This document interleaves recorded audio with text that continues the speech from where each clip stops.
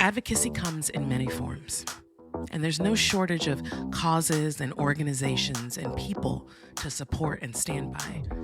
But sometimes we learn about causes that have very little attention despite them needing it the most. And after my conversation with musician, filmmaker, and advocate Rob Young, learning about his work advocating for deported veterans left me stunned, and knowing that we as a country need to do so much more. You're listening to We Need to Talk. We need to talk. Rob Young, thank you so much for joining me on We Need to Talk today. All right. How you doing? I'm good. So glad to have you here.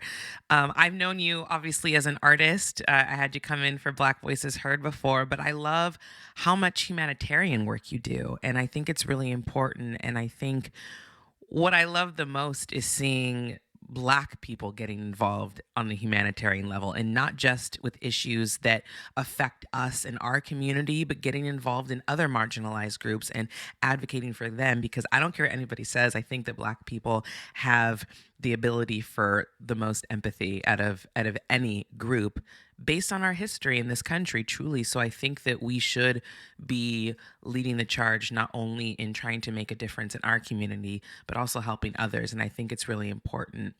And I know that a lot of the work that you do personally, it centers around advocating for other people. But when did that become a passion for you? And why have you put so much energy into advocacy? Well, my household, my dad's a motivational speaker and a poet. And my mother worked in the educational system. At one point, we owned the second largest African art museum on the West Coast, actually. So it was very much embedded into my psyche to understand the importance of not only uplifting and empowering yourself and your voice, but the responsibility with that knowledge to do so for other individuals. So it's very much kind of in my gene pool. Yeah. My sister works for Child Services. My brother, my brother, he's a yoga comedian, but, but he's giving people this laughter, and so we all challenge ourselves to find our own personal way of making the world better. Yeah. I love that. I love that it's just in the family. What are some lessons though growing up that your parents taught you, specifically just about, being a part of a marginalized demographic as you grow older, about how to extend that empathy and advocacy to other people? Wow. There are so many lessons that I could come off with that my father told me. I will tell you one story. I have so many, but that was we love stories. We love stories on this show. It was so monumental. It's kind of funny. So I was hanging out at my kitchen with a group of my friends, and we're all talking about the CIA putting crack in the neighborhoods and UFOs and the government's against us, and we were kind of just shooting the numbers at each other. And my dad came in with this huge whiteboard, and he plopped it in the kitchen, and he said, "Everybody shut up." And my cats from the hood, what's going on? And he drew on this big whiteboard. He was like, Mother Teresa, Malcolm X, Martin Luther King, Gandhi, and you. And then he said, now, who is the most important person on this whiteboard? And we all started, I don't know, what I'm saying? Martin Luther King did his thing, he was peaceful, but what I'm saying? But Malcolm X, he was standing outside with the gun, he was ready, but Gandhi, Gandhi gave his life, so we all started going back and forth. And then he just looked at us and said, you guys don't get it. All of them are gone. Their legacy sealed. They no longer can make an impact, but you have this opportunity today. What are you going to do with it? And then he got his whiteboard and just walked out of the kitchen. So, I mean, like those very like tidbit moments that I've had, being able to see, growing up when we had Jasley Robert, African Art Cultural Center, And seeing my father take kids from the neighborhood, you know what I'm saying, who was gang activity Yeah. and things of that nature on MLK Boulevard on Hilltop, Tacoma, and then walk them around and showing them the different artwork to show them exactly where their lineage comes from and the responsibility Yeah. with that lineage. And then watching these kids, you know, walking in, you know, wearing rags and walking out crying, Mm. those moments are incredibly stamped into my brain of showing Yeah. how history knowledge and how much it has impact on individuals, Yeah. and it could change the course of someone else's life, you know. And I love that your dad chose to just make that a teachable moment and then left you to think about it on your own. Like it wasn't like he like was browbeating this idea into you. It was just that one simple like all of these people are gone. It's basically up to you now. And think about it. Goodbye. Yeah, exactly. Like And mind that's blown. incredible. I love that though. I love that because when kids have those, that's, I mean, look at how long that stayed with you, right? Oh, When to kids this have day, those yeah. kind of moments, Mm-hmm. that's what drives you to do what you end up doing. And you know, it's one of those things like with that, even in those moments, you know, my dad was like everyone's dad, you know. So everyone who came over to my house, he was their dad, you know. And so it really Yeah. shows it takes a community, you know, it takes a village. And as we get into these places, it shows the possibility of impact. Like that one Hmm. moment, you know, forever stayed with me. So now when I have the opportunity to talk to youth or go into schools or anything, and you know, they're going through their adolescent challenges, it's like if I could just say one thing, they Hmm. might not remember me and they might not remember where this came from, but if I could just say one thing to plant a seed, then I'm doing my job, you know. Absolutely. Absolutely. And I know that, you know, you mentioned being a speaker, you talk to young kids and you have your organizations that we're going to get into in a little bit, but you also use art as a way to advocate for change. And that's one of my favorite mediums to use, just through music, through film, through conversation, obviously doing this podcast. And I think art is one of the best ways to reach people and to get across a message. So, for you in your artistic career, how has that been effective for you, trying to get across these messages that you really stand for and getting people to listen and hopefully they want to get on board with making a change as well? How has that been effective for you? It's been very effective, to be completely honest. I mean, in all truth, the uh, organization and company, Excuse My Accent, started from a song. It started from a record we produced called Excuse My Accent. And seeing individuals look at that music video, which is very heart wrenching, which was Mm, the point, was slapping people in the face with the reality. Seeing grown men start to cry after watching that video just shows the power of music in itself. Music is a universal language. Everyone knows that, you know. You know, Pharrell said once, "I don't want to make them think, I want to make them feel," you know. mm-hmm, And so it's there's a lot of possibility in it. I believe that through that lens of entertainment and music and being able to stand on stage and find a way to connect, it makes individuals feel like they're not alone, you know.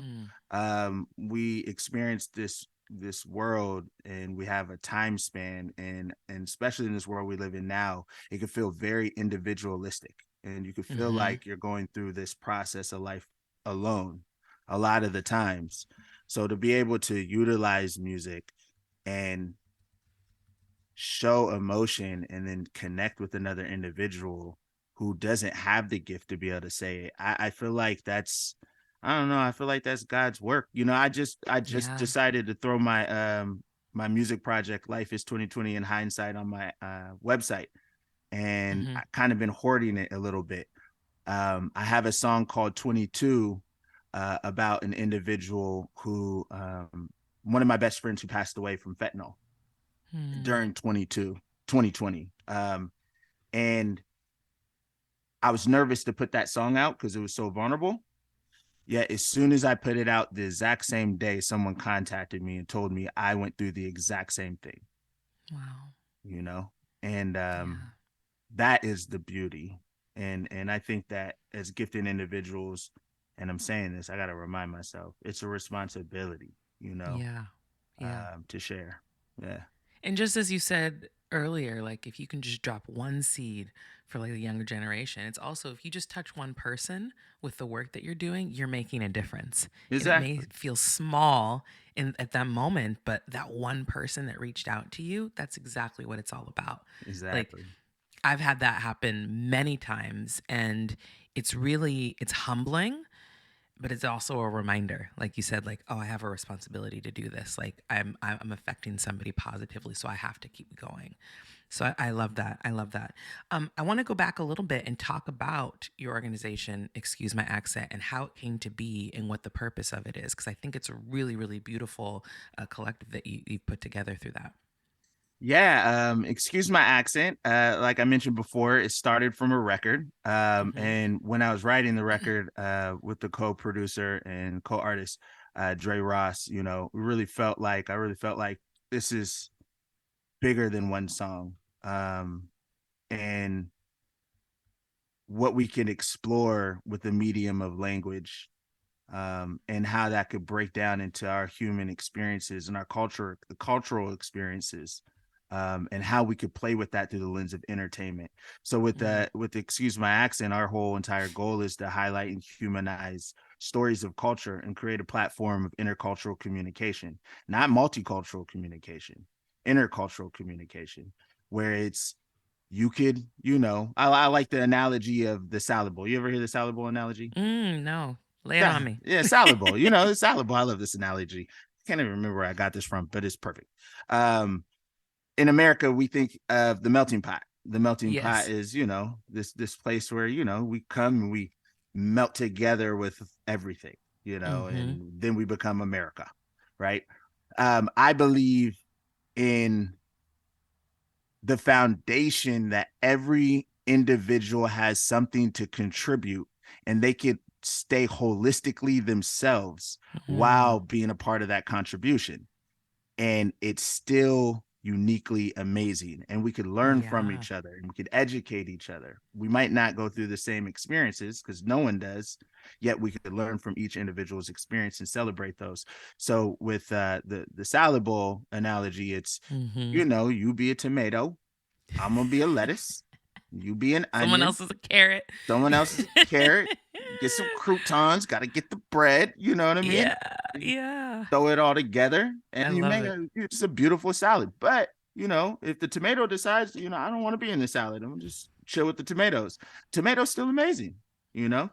Yeah. And Yeah. so I think that we could be unique and still share this existence and this reality Mm-hmm. together and learn from each other. And that's what really, excuse my accent, is about. It's very humanistic. I think that's beautiful. But have you found that and this is just from your personal experience, but you could talk about what you see in society as well. Do you think that there's a resistance towards that mindset in this country? Absolutely. I mean, there's resistance to everything. Ain't that the truth? It don't matter what you do. You know what I'm saying? Sometimes I gotta remind myself, like, you know what I'm saying? Like Martin Luther King was once the most hated man on the planet, Yes. you Yes. know? And Truthfully. Yeah. this is just a fact. Yeah. They did polls, you know what I mean? Yeah. And he was also hated by African Americans as well because he was standing against the status quo. And Yeah. sometimes as a visionary, you have to, mobilize through that minutia. You know what I'm Mm-hmm. saying? And that kind of comes along with it. So is there pushback? Yes. Do I warrant it? Yes. Do I believe that if there's more, that means I'm doing more of my job? Yes. You Yeah. know, Yeah. I believe in love as a weapon, and being righteous is a weapon, sometimes, you know, you have to fight with love, You just have to you fight know, with love. Yeah. No matter and what. no And that's matter one of what. the hardest things to do because it'd be very easy to fight fire with fire, right? Right. Right. But it doesn't, you don't get any, that just makes the fire bigger. Right. Yeah, but I mean, I don't know. You know, I tend to look at it. Um, I believe in a revolutionary love. You know what I'm saying? So I think of love as a fire and that weapon as a fire, Mm, and so yeah. I don't think of it as something sitting down. I believe that, like, even with Martin Luther King and all of the things that he did, that there was a strong energy behind the sacrifices that he was doing. It wasn't all kumbaya, it was strategic, you know Right. Right. um and so I think that's just kind of comes with it. I had an associate recently, and we're working on a project in Hawaii. I'm a part of a board called Kwana Ike, which Mm-hmm. is looking to spread the message of aloha throughout the world.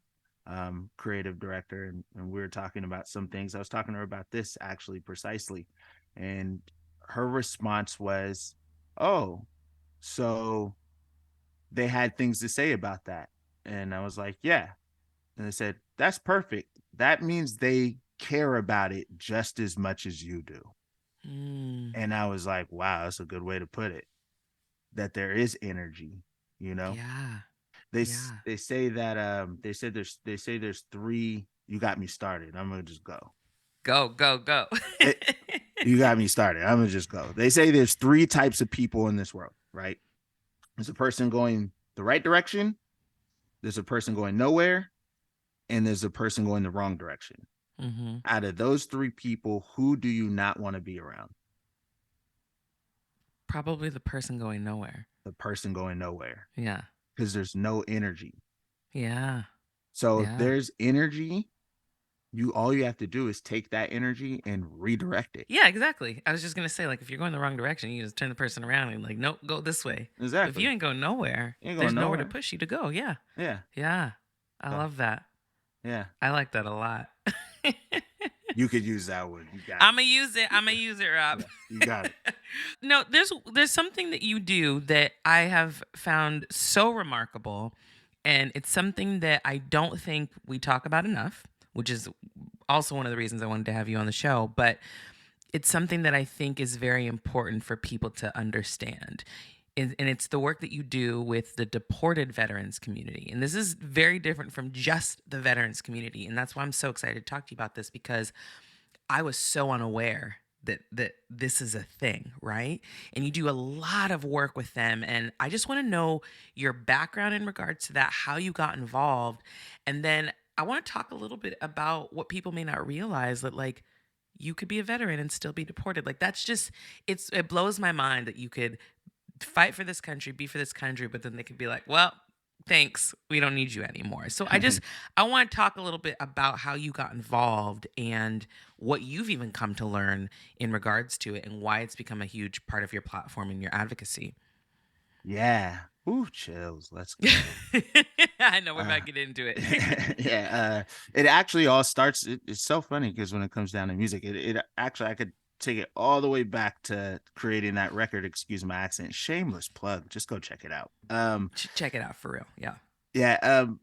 And what happened was, is while I was writing that song, I was kind of just going through this creative process and was just looking up things about immigration, xenophobia, just kind of like just trying to pull from the ethos. And I ran across this story about Hector Brajas, who started the Deported Veterans Support House and is a deported veteran himself. And Mm-hmm. I, like pretty much anyone who hears that for the first time, is like, that doesn't make any sense. And so I thought it was like, this got to be a mistake. And so I did Right. more and more research, and it wasn't. And so I decided to reach out to Hector Brajas, and invite him to be in the music video, make a cameo, because I felt that that story in itself exemplifies who we are, as, excuse my accent, what we stand for at its very, very fine core. Mm. And so he obliged. He came down, and then he came with another fellow deported veteran, Kevin Martinez, and we got to meet them. And I convinced Dre, who's the executive producer of the documentary that we have called "Bring Them Home," Mm-hmm. to do a documentary on them. And so we did a docu short called "Bring Them Home," about him, and other deported veterans. The crazy thing about deported veterans is you hear deported, and so a lot of people naturally rush to the Latin community, which it is very prominent. Yet this Mm-hmm. is an issue that is very global, and it's all over the world. There's like Wow. deported veterans in France, Canada, Belize, Jamaica, Jeez. uh, Costa Rica. It's literally everywhere. And it's been an issue. So I would say like an American dirty little secret that's been happening since around 1996. Wow. And yeah, I mean it's wild.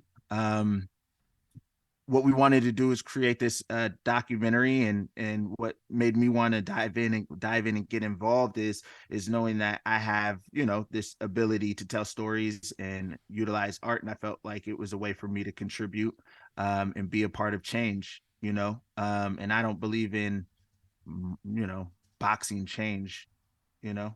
Yeah. I'm not a veteran nor am I an immigrant, yet it makes no sense for me to put myself in a box on where I should contribute. Right. And I felt like this needed change. You know, when it comes to veterans in general, I feel like we like when you said like this kind of like America's dirty little secret, I kind of feel like people have misconceptions about how veterans are actually treated and supported in general, whether they're US citizens or not, or whatever the case be. Because I mean, I don't know much about the military. I really just don't get involved in those conversations. But I'm so interested in this really because you've brought it to my attention. But in your research and in your meeting, you know, having what was his name again that was in your documentary? Hector Brajas. Hector, yes, yes, yes. In having Hector part of the documentary and just talking to him, like, what have you learned about how the government actually treats veterans and what do they actually do for veterans? Because I feel like what I've seen, there's just little to no support. Woo. Yeah. Mind you, everything that I've come to know, I acknowledge is through experiences and being Mm-hmm. a student to other individuals' experiences, Right. and being willing to listen.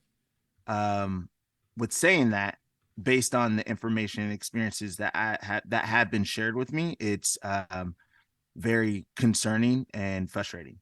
Um, there is a lack of support that I have constantly heard.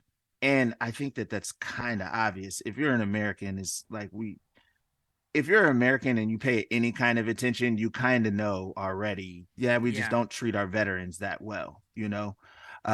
There's a lot of bureaucracy that's involved, that's stifling the support for veterans, based on the information that was shared with me. So Mm-hmm. I think at a foundation,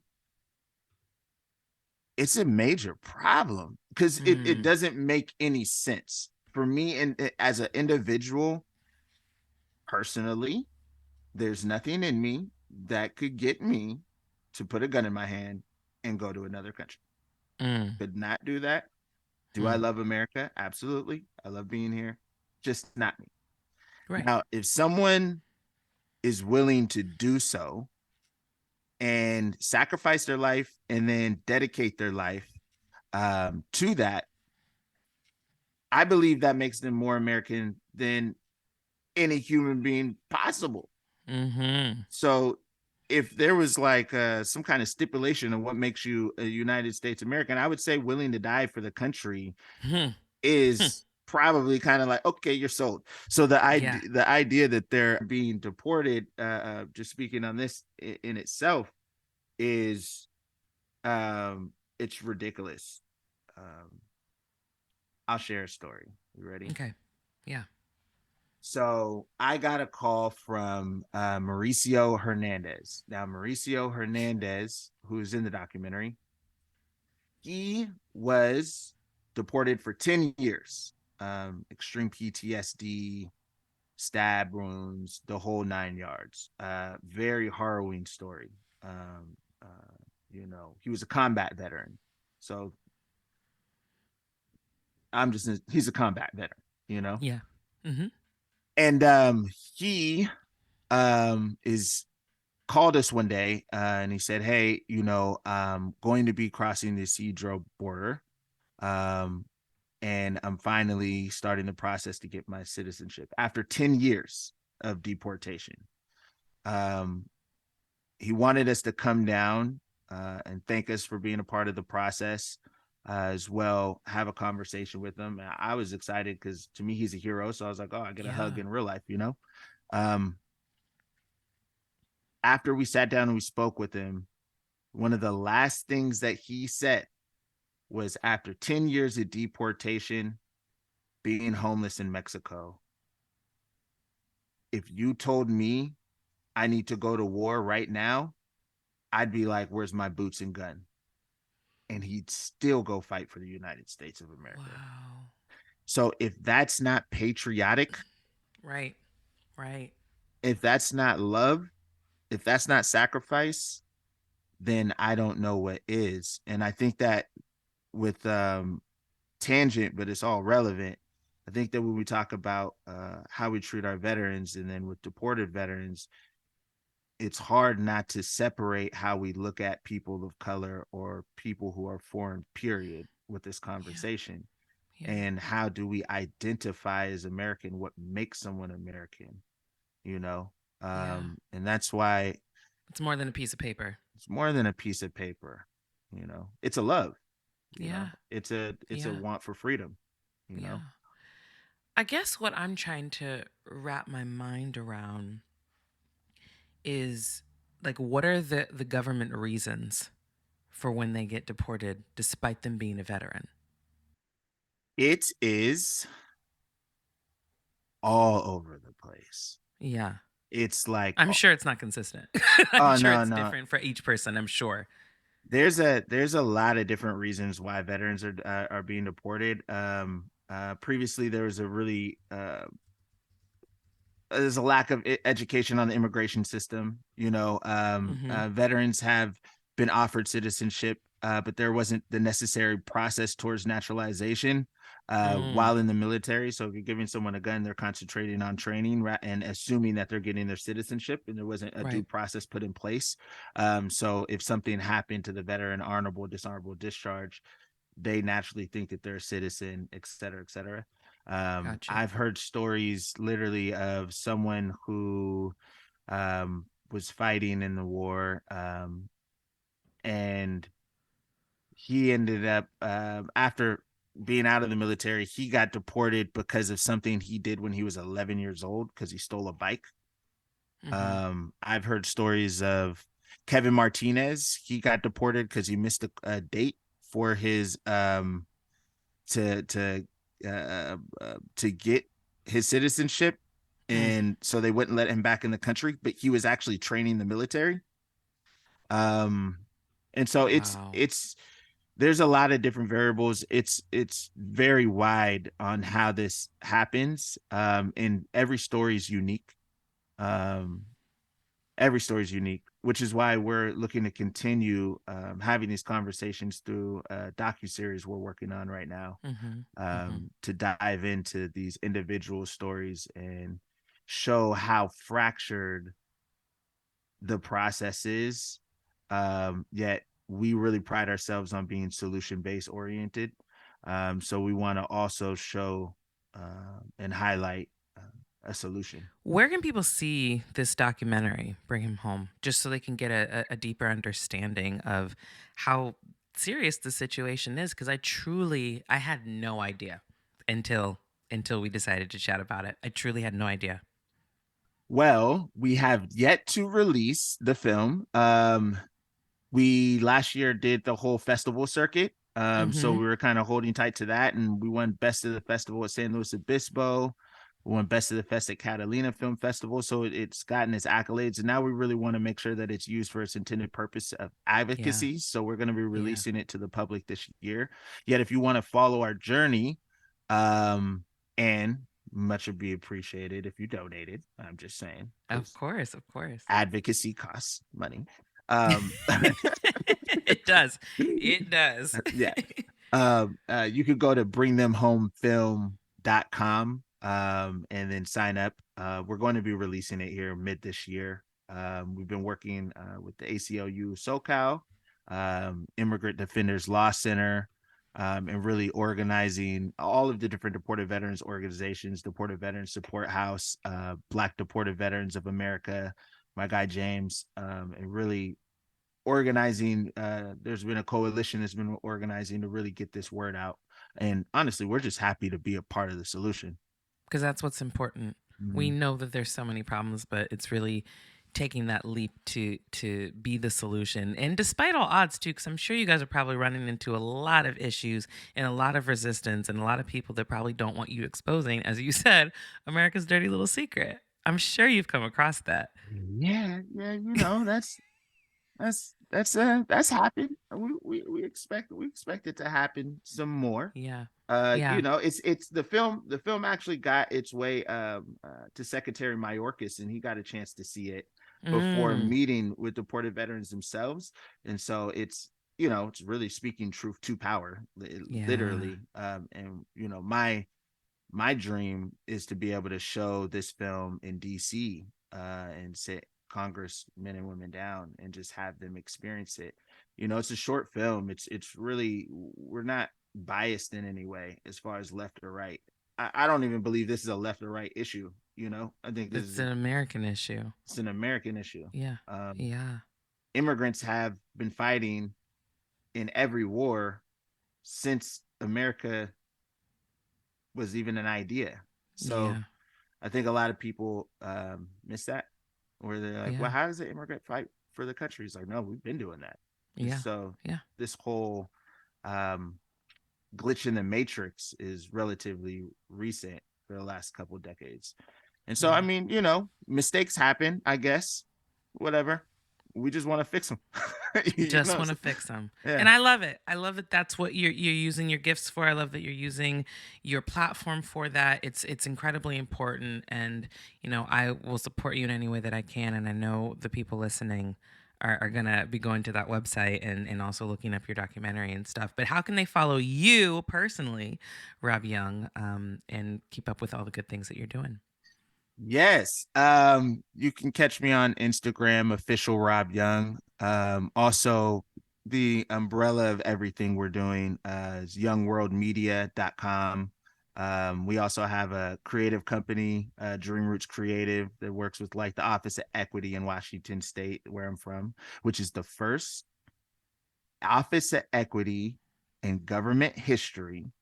Washington State, which I'm very proud to say Hmm. this, is looking to become the first belonging state in America. And Love. hopefully that concept is something that reverberates around, the Yeah. country.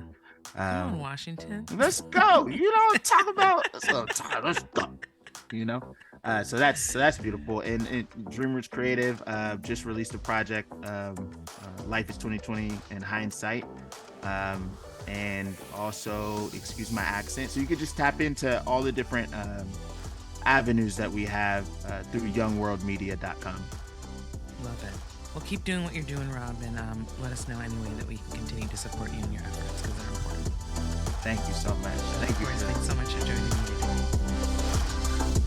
We can talk